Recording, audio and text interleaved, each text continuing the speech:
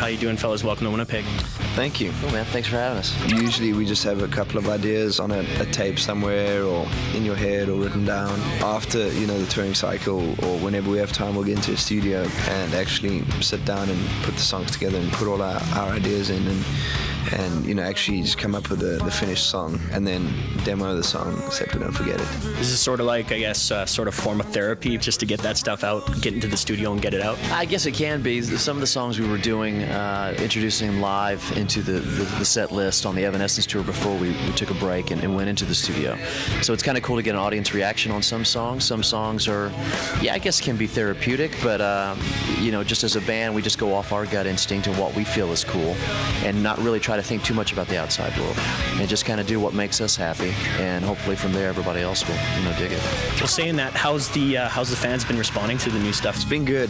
It's been really good. The more it goes and the longer it is since it's been out, the more people get the album and sing along with the lyrics and recognize songs, and you'll start a certain riff for a song or a drum beat or whatever and people will start screaming because they recognize it, even if it's not a single. So it's cool to see how it grows. It's like it's exponential and that's really cool.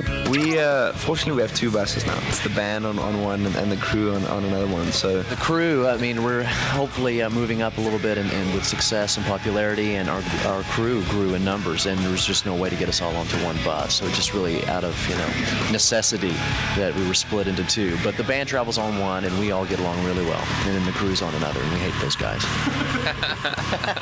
So there's more trouble now that you guys are bigger now. And you guys happy to be back on the road?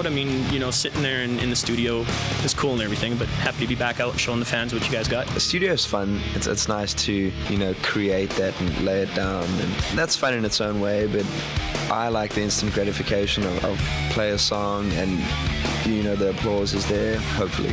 And it's that instant gratification and it's that, it's you rocking out and it's just fun, feel the energy of the crowd, you feed off their energy, they feed off yours, and it's like John always says, that's what you control.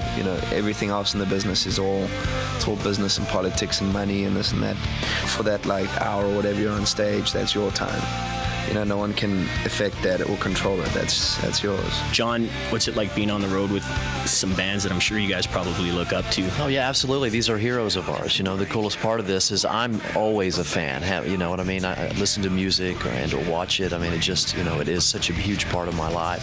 So I'm always a fan. So to be able to go out and do our set, play our 40 minutes, change, go back out and watch these guys, these legends, from Soundgarden and Rage. Dale and I didn't get to see them originally, so they're playing some of the music in their set right now, and just to respect these guys. Chris Cornell walks down the hallway on the way to catering, and I can't even talk. My knees start knocking together, Right on, brother. Thanks for joining us today on Shaw TV, you guys. Pleasure having you in Winnipeg. Thank you very much. And that's all I got for you.